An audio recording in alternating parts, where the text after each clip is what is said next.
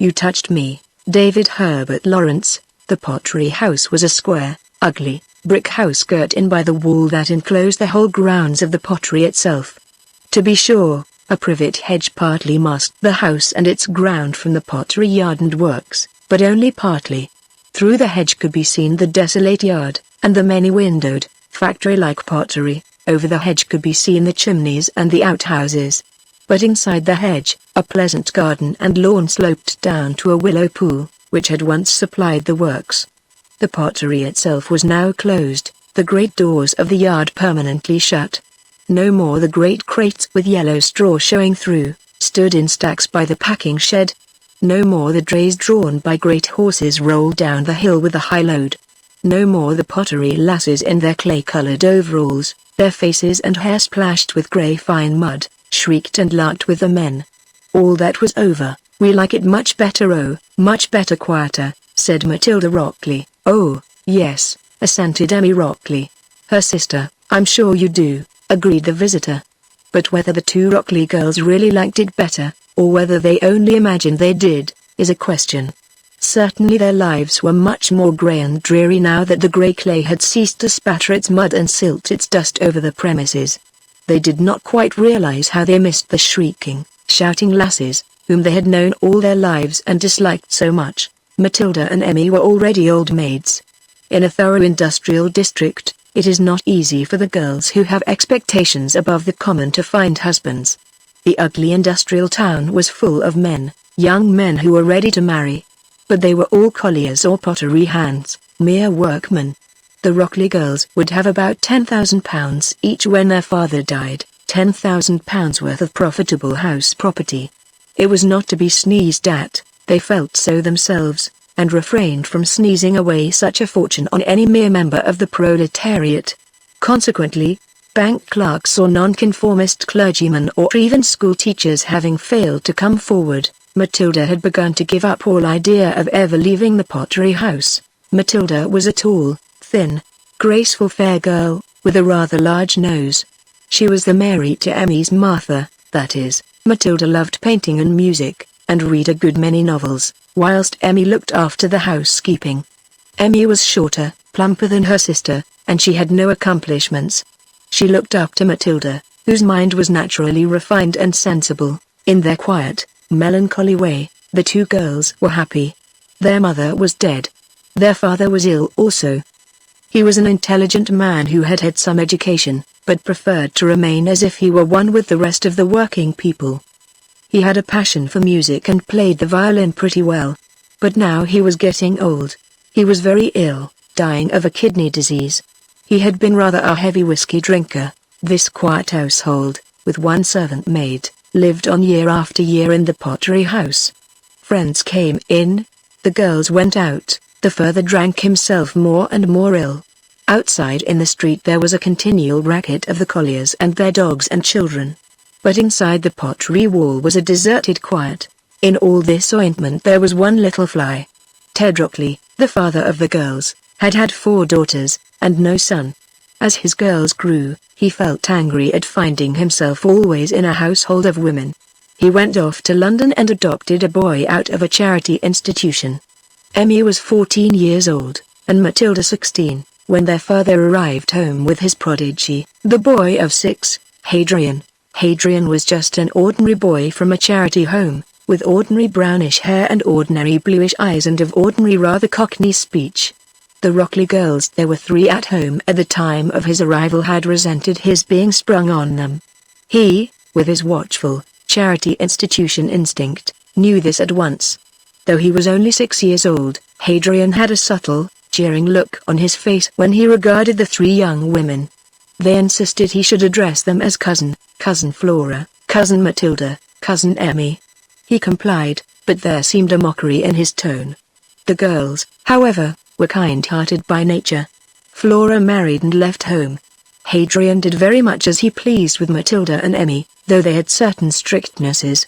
He grew up in the pottery house and about the pottery premises, went to an elementary school, and was invariably called Hadrian Rockley. He regarded Cousin Matilda and Cousin Emmy with a certain laconic indifference, was quiet and reticent in his ways. The girls called him sly, but that was unjust. He was merely cautious, and without frankness. His uncle, Ted Rockley, understood him tacitly. Their natures were somewhat akin. Hadrian and the elderly man had a real but unemotional regard for one another. When he was 13 years old, the boy was sent to a high school in the county town. He did not like it. His cousin Matilda had longed to make a little gentleman of him, but he refused to be made. He would give a little contemptuous curve to his lip, and take on a shy, charity boy grin, when refinement was thrust upon him. He played truant from the high school, sold his books, his cap with its badge, even his very scarf and pocket handkerchief, to his schoolfellows, and went traking off heaven knows where with the money. So he spent 2 very unsatisfactory years. When he was 15 he announced that he wanted to leave England and go to the colonies. He had kept touch with the home.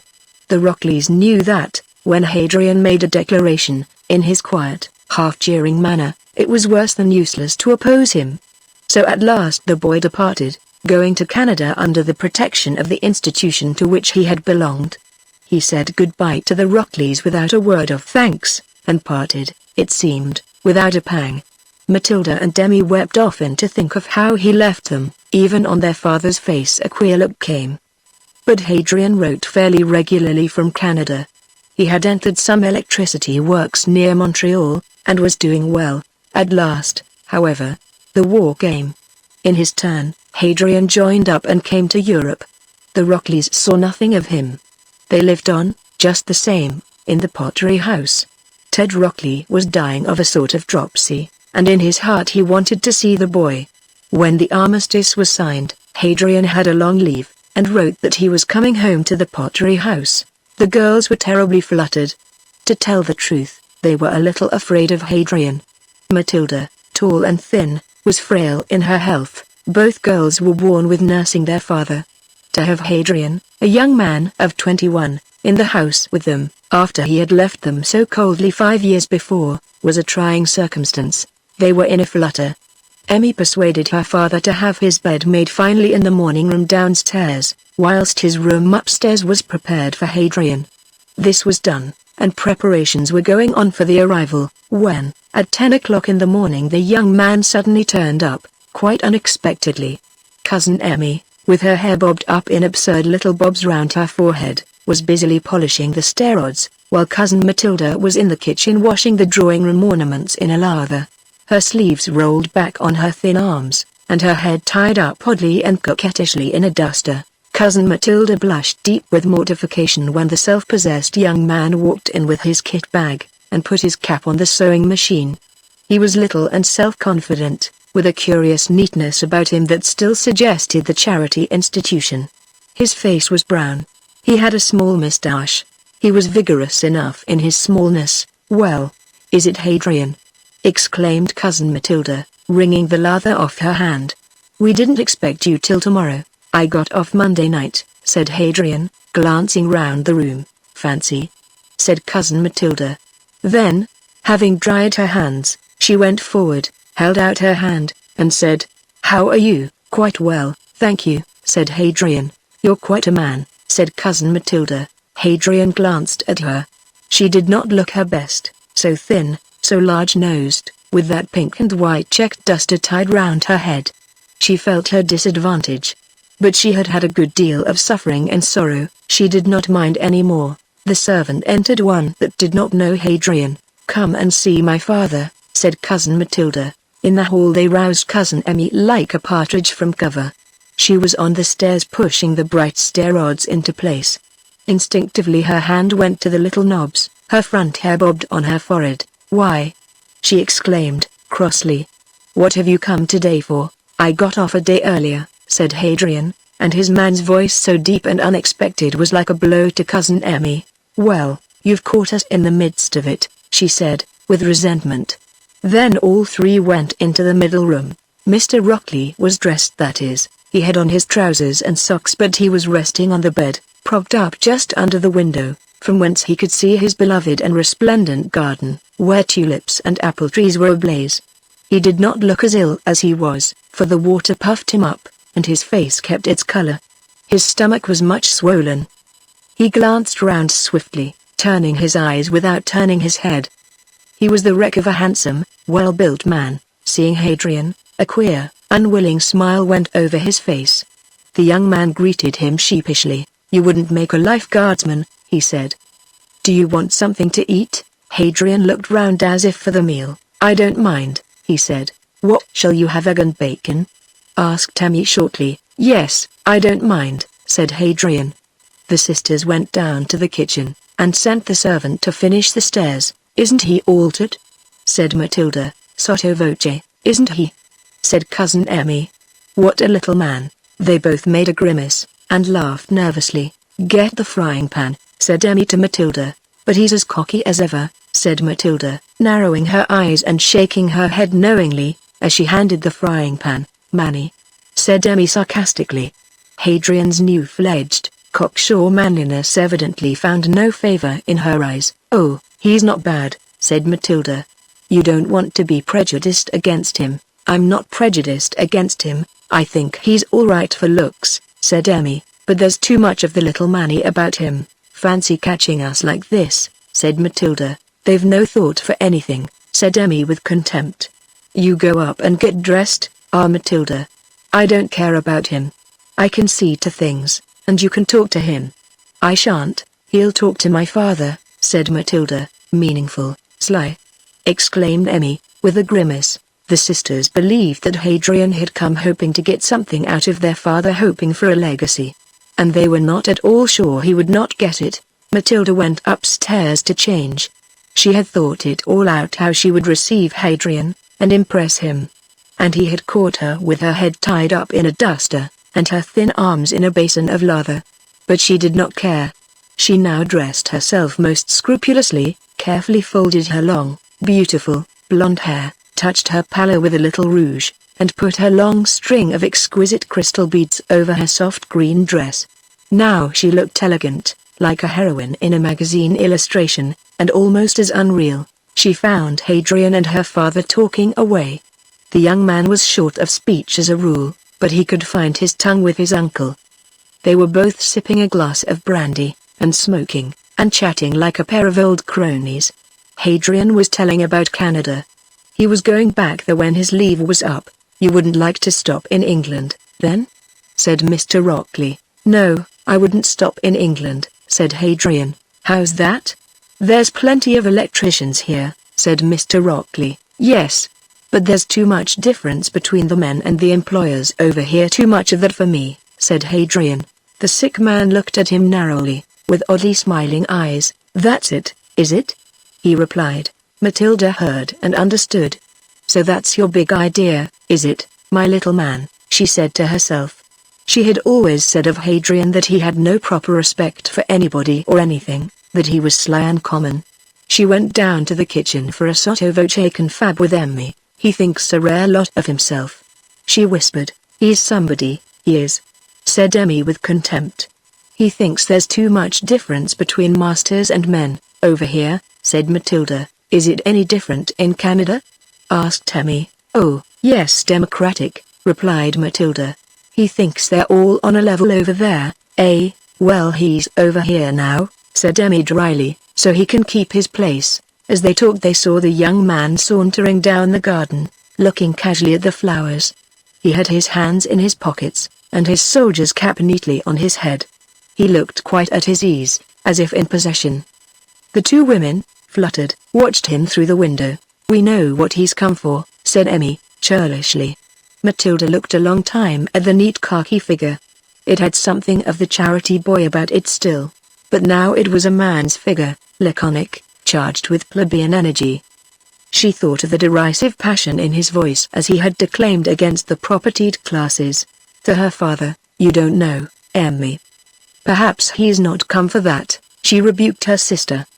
They were both thinking of the money. They were still watching the young soldier. He stood away at the bottom of the garden, with his back to them, his hands in his pockets, looking into the water of the willow pond. Matilda's dark blue eyes had a strange, full look in them. The lids, with the faint blue veins showing, dropped rather low. She carried her head light and high, but she had a look of pain. The young man at the bottom of the garden turned and looked up the path. Perhaps he saw them through the window. Matilda moved into shadow. That afternoon their father seemed weak and ill. He was easily exhausted. The doctor came, and told Matilda that the sick man might die suddenly at any moment, but then he might not. They must be prepared. So the day passed, and the next. Hadrian made himself at home. He went about in the morning in his brownish jersey and his khaki trousers, collarless, his bare neck showing. He explored the pottery premises, as if he had some secret purpose in so doing. He talked with Mr. Rockley, when the sick man had strength. The two girls were always angry when the two men sat talking together like cronies. Yet it was chiefly a kind of politics they talked. On the second day after Hadrian's arrival, Matilda sat with her father in the evening. She was drawing a picture which she wanted to copy. It was very still. Hadrian was gone out somewhere, no one knew where, and Emmy was busy. Mr. Rockley reclined on his bed, looking out in silence over his evening sunny garden. "If anything happens to me, Matilda," he said, "you won't sell this house, you'll stop here." Matilda's eyes took their slightly haggard look as she stared at her father. "Well, we couldn't do anything else," she said. "You don't know what you might do," he said. "Everything is left to you and Emmy, equally. You do as you like with it, only don't sell this house, don't part with it." "No," she said, "and give Hadrian my watch and chain, and £100 out of what's in the bank, and help him if he ever wants helping. I haven't put his name in the will. Your watch and chain, and £100, yes. But you'll be here when he goes back to Canada, father. You never know what'll happen," said her father. Matilda sat and watched him, with her full, haggard eyes, for a long time, as if tranced. She saw that he knew he must go soon. She saw like a clairvoyant. Later on she told Emmy what her father had said about the watch and chain and the money. "What right has he meaning Hadrian to my father's watch and chain? What has it to do with him? Let him have the money, and get off," said Emmy. She loved her father. That night Matilda sat late in her room. Her heart was anxious and breaking, her mind seemed entranced. She was too much entranced even to weep, and all the time she thought of her father, only her father. At last she felt she must go to him. It was near midnight. She went along the passage into his room. There was a faint light from the moon outside. She listened at his door. Then she softly opened and entered. The room was faintly dark. She heard a movement on the bed. "Are you asleep?" she said softly, advancing to the side of the bed. "Are you asleep?" she repeated gently, as she stood at the side of the bed. And she reached her hand in the darkness to touch his forehead. Delicately, her fingers met the nose and the eyebrows. She laid her fine, delicate hand on his brow. It seemed fresh and smooth, very fresh and smooth.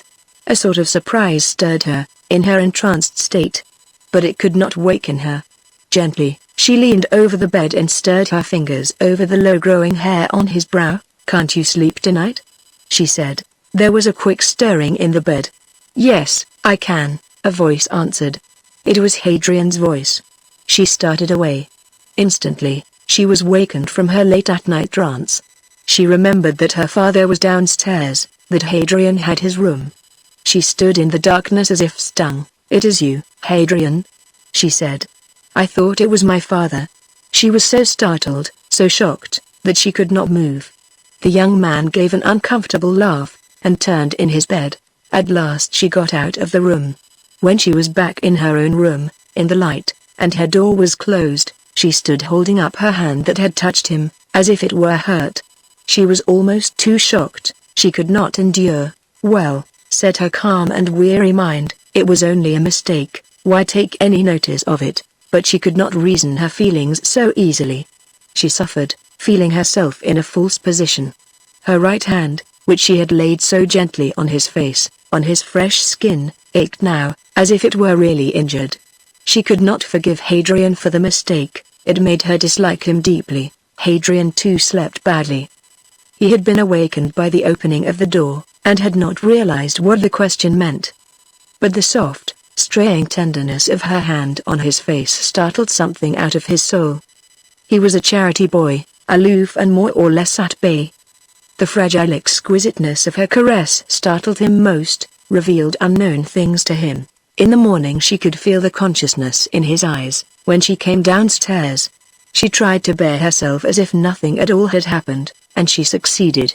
She had the calm self-control, self-indifference, of one who has suffered and borne her suffering. She looked at him from her darkish, almost drugged blue eyes. She met the spark of consciousness in his eyes, and quenched it. And with her long, fine hand she put the sugar in his coffee, but she could not control him as she thought she could. He had a keen memory stinging his mind, a new set of sensations working in his consciousness. Something new was alert in him. At the back of his reticent, guarded mind he kept his secret alive and vivid. She was at his mercy, for he was unscrupulous. His standard was not her standard. He looked at her curiously. She was not beautiful, her nose was too large, her chin was too small, her neck was too thin. But her skin was clear and fine. She had a hybrid sensitiveness. This queer, brave, hybrid quality she shared with her father. The charity boy could see it in her tape-ringed fingers, which were white and ringed. The same glamour that he knew in the elderly man he now saw in the woman. And he wanted to possess himself of it, he wanted to make himself master of it. As he went about through the old pottery yard, his secretive mind schemed and worked. To be master of that strange soft delicacy such as he had felt in her hand upon his face, this was what he set himself towards. He was secretly plotting. He watched Matilda as she went about, and she became aware of his attention, as of some shadow following her. But her pride made her ignore it. When he sauntered near her, his hands in his pockets, she received him with that same commonplace kindliness which mastered him more than any contempt. Her superior breeding seemed to control him. She made herself feel towards him exactly as she had always felt. He was a young boy who lived in the house with them, but it was a stranger. Only, she dared not remember his face under her hand. When she remembered that, she was bewildered. Her hand had offended her, she wanted to cut it off. And she wanted, fiercely, to cut off the memory in him. She assumed she had done so. One day, when he sat talking with his uncle, he looked straight into the eyes of the sick man, and said, "But I shouldn't like to live and die here in Roseley." "No, well, you needn't," said the sick man. "Do you think Cousin Matilda likes it?" "I should think so. I don't call it much of a life," said the youth. "How much older is she than me, uncle?" The sick man looked at the young soldier. "A good bit," he said. "Over 30. Said Hadrian. "Well, not so much. She's 32. Hadrian considered a while. "She doesn't look it," he said. Again the sick father looked at him. "Do you think she'd like to leave here?" said Hadrian. "Nay, I don't know," replied the father, restive. Hadrian sat still, having his own thoughts.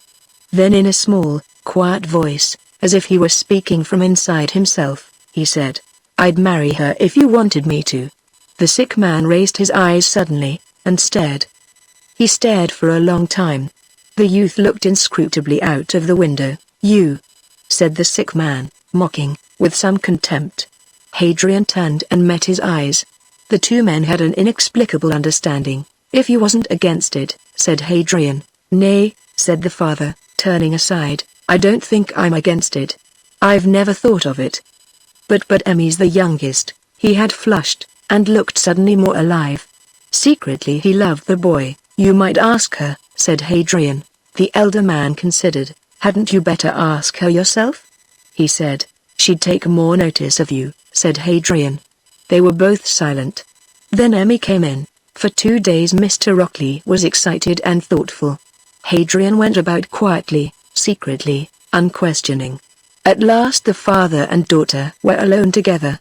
It was very early morning. The father had been in much pain. As the pain abated, he lay still, thinking. "Matilda," he said suddenly, looking at his daughter. "Yes, I'm here," she said. "I want you to do something." She rose in anticipation. "Nay, sit still. I want you to marry Hadrian." She thought he was raving. She rose, bewildered and frightened. "Nay, sit you still, sit you still.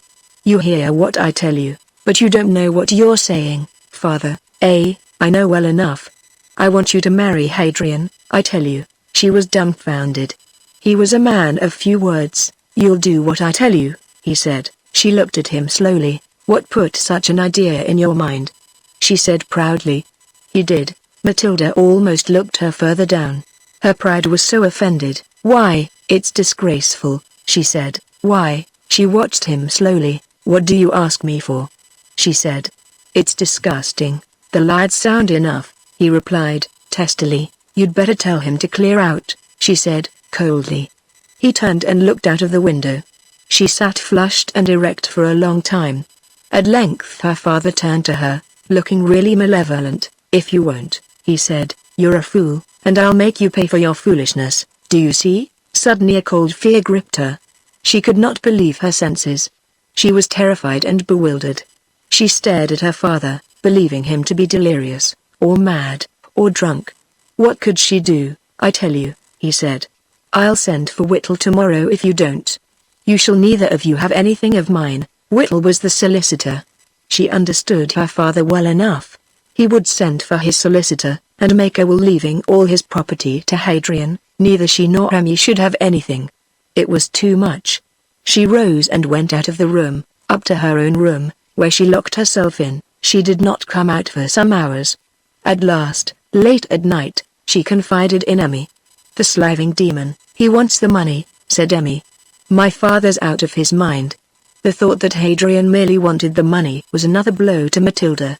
She did not love the impossible youth, but she had not yet learned to think of him as a thing of evil. He now became hideous to her mind. Emmy had a little scene with her father next day. You don't mean what you said to our Matilda yesterday, do you, father? She asked aggressively. Yes, he replied. What, that you'll alter your will? Yes, you won't, said his angry daughter. But he looked at her with a malevolent little smile. Annie! He shouted. Annie! He had still power to make his voice carry. The servant maid came in from the kitchen. Put your things on, and go down to Whittle's office, and say I want to see Mr. Whittle as soon as he can, and will he bring a will form? The sick man lay back a little. He could not lie down. His daughter sat as if she had been struck. Then she left the room. Hadrian was pottering about in the garden. She went straight down to him. Here, she said. You'd better get off. You'd better take your things and go from here, quick. Hadrian looked slowly at the infuriated girl. Who says so? He asked. We say so. Get off. You've done enough mischief and damage. Does Uncle say so? Yes, he does. I'll go and ask him. But like a fury Emmy barred his way. No, you needn't. You needn't ask him nothing at all. We don't want you, so you can go. Uncle's boss here, a man that's dying, and you crawling round and working on him for his money! You're not fit to live. Oh, he said. Who says I'm working for his money? I say. But my father told our Matilda, and she knows what you are. She knows what you're after. So you might as well clear out, for all you'll get gutter snipe. He turned his back on her, to think. It had not occurred to him that they would think he was after the money. He did want the money badly. He badly wanted to be an employer himself, not one of the employed. But he knew, in his subtle, calculating way, that it was not for money he wanted Matilda. He wanted both the money and Matilda. But he told himself the two desires were separate, not one. He could not do with Matilda, without the money. But he did not want her for the money. When he got this clear in his mind, he sought for an opportunity to tell it her, lurking and watching. But she avoided him. In the evening the lawyer came. Mr. Rockley seemed to have a new access of strength. A will was drawn up, making the previous arrangements wholly conditional. The old will held good, if Matilda would consent to marry Hadrian. If she refused, then at the end of 6 months the whole property passed to Hadrian. Mr. Rockley told this to the young man, with malevolent satisfaction. He seemed to have a strange desire, quite unreasonable, for revenge upon the women who had surrounded him for so long, and served him so carefully. Tell her in front of me, said Hadrian. So Mr. Rockley sent for his daughters. At last they came, pale, mute, stubborn. Matilda seemed to have retired far off. Emmy seemed like a fighter ready to fight to the death. The sick man reclined on the bed, his eyes bright, his puffed hand trembling. But his face had again some of its old, bright handsomeness. Hadrian sat quiet, a little aside. The indomitable, dangerous charity boy. There's a will, said their father, pointing them to the paper. The two women sat mute and immovable. They took no notice. Either you marry Hadrian, or he has everything, said the father with satisfaction. Then let him have everything. said Matilda boldly. "He's not. He's not," cried Emmy fiercely. "He's not going to have it." The gutter snipe, an amused look came on her father's face. "You hear that, Hadrian?" he said. "I didn't offer to marry cousin Matilda for the money," said Hadrian, flushing and moving on his seat. Matilda looked at him slowly, with her dark blue, drugged eyes. He seemed a strange little monster to her. "Why, you liar, you know you did," cried Emmy. The sick man laughed. Matilda continued to gaze strangely at the young man. "She knows I didn't," said Hadrian. He too had his courage, as a rat has indomitable courage in the end. Hadrian had some of the neatness, the reserve, the underground quality of the rat. But he had perhaps the ultimate courage, the most unquenchable courage of all. Emmy looked at her sister. "Oh, well," she said. "Matilda, don't bother. Let him have everything, we can look after ourselves." "I know he'll take everything," said Matilda, abstractedly. Hadrian did not answer. He knew in fact that if Matilda refused him he would take everything, and go off with it. "A clever little Manny," said Emmy, with a jeering grimace. The father laughed noiselessly to himself. But he was tired. "Go on, then," he said. "Go on, let me be quiet." Emmy turned and looked at him. "You deserve what you've got," she said to her father bluntly. "Go on," he answered mildly. "Go on." Another night passed. A night nurse sat up with Mr. Rockley. Another day came. Hadrian was there as ever, in his woolen jersey and coarse khaki trousers and bare neck. Matilda went about, frail and distant, Emmy black-browed in spite of her blondness. They were all quiet, for they did not intend the mystified servant to learn anything. Mr. Rockley had very bad attacks of pain, he could not breathe. The end seemed near. They all went about quiet and stoical, all unyielding. Hadrian pondered within himself. If he did not marry Matilda he would go to Canada with £20,000. This was itself a very satisfactory prospect. If Matilda consented he would have nothing, she would have her own money. Emmy was the one to act. She went off in search of the solicitor and brought him with her. There was an interview, and Whittle tried to frighten the youth into withdrawal but without avail. The clergymen and relatives were summoned but Hadrian stared at them and took no notice. It made him angry, however. He wanted to catch Matilda alone. Many days went by, and he was not successful. She avoided him. At last, lurking, he surprised her one day as she came to pick gooseberries, and he cut off her retreat. He came to the point at once. "You don't want me, then?" he said, in his subtle, insinuating voice. "I don't want to speak to you," she said, averting her face. "You put your hand on me, though," he said. "You shouldn't have done that. And then I should never have thought of it. You shouldn't have touched me. If you were anything decent, you'd know that was a mistake, and forget it," she said. "I know it was a mistake but I shan't forget it. If you wake a man up, he can't go to sleep again because he's told to. If you had any decent feeling in you, you'd have gone away," she replied. "I didn't want to," he replied. She looked away into the distance. At last she asked, "What do you persecute me for? If it isn't for the money? I'm old enough to be your mother." "In a way I've been your mother." "Doesn't matter," he said. "You've been no mother to me. Let us marry and go out to Canada. You might as well. You've touched me." She was white and trembling. Suddenly she flushed with anger. "It's so indecent," she said. "How?" he retorted. "You touched me." But she walked away from him. She felt as if he had trapped her. He was angry and depressed. He felt again despised. That same evening she went into her father's room. "Yes," she said suddenly. "I'll marry him." Her father looked up at her. He was in pain, and very ill. "You like him now, do you?" he said, with a faint smile. She looked down into his face, and saw death not far off. She turned and went coldly out of the room. The solicitor was sent for, preparations were hastily made. In all the interval Matilda did not speak to Hadrian, never answered him if he addressed her. He approached her in the morning. "You've come round to it, then?" he said, giving her a pleasant look from his twinkling, almost kindly eyes. She looked down at him and turned aside. She looked down on him both literally and figuratively. Still he persisted, and triumphed. Emmy raved and wept, the secret flew abroad.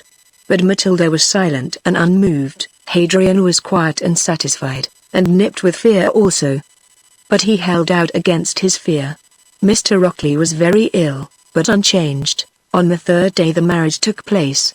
Matilda and Hadrian drove straight home from the registrar, and went straight into the room of the dying man.